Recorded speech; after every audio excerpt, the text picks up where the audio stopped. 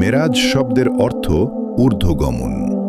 ইসলামী পরিভাষায় মেরাজ হল মহানবী হজরত মুহাম্মদ সাল্লাল্লাহু আলাইহি ওয়াসাল্লাম আল্লাহর বিশেষ অনুগ্রহে সম্পূর্ণ জাগ্রত অবস্থায় সশরীরে হজরত জিব্রাইল ও হজরত মিকাইল আলাইহি ওয়াসাল্লামের সঙ্গে বোরাক বাহনে মসজিদুল হারাম থেকে মসজিদুল আকসায় গমন করেন এবং সেখান থেকে একে একে 7 আসমান অতিক্রম করে সিদরাতুল মুনতাহা ও আরশে আজিমে আল্লাহর সাক্ষাৎ লাভ করেন।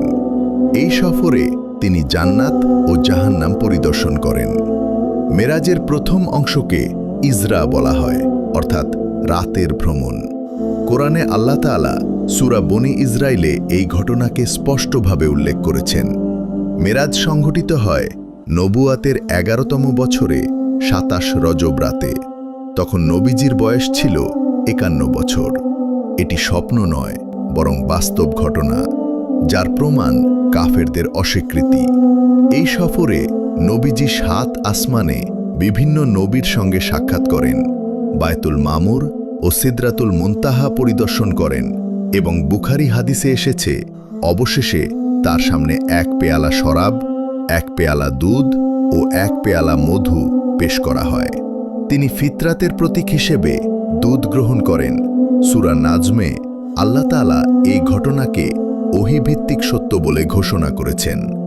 মেরাজের রাতে নবীজিকে একাধিক গুরুত্বপূর্ণ নির্দেশনা দেওয়া হয়।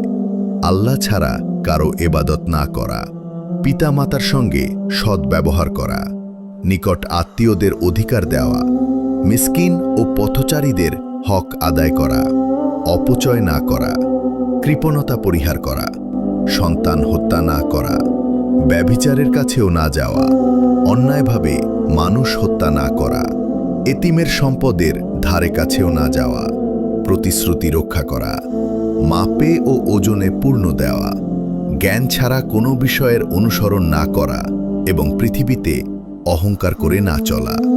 সূরা ইজরাতে বর্ণিত এগুলো সবই মন্দ এবং আল্লাহর কাছে অপছন্দনীয়।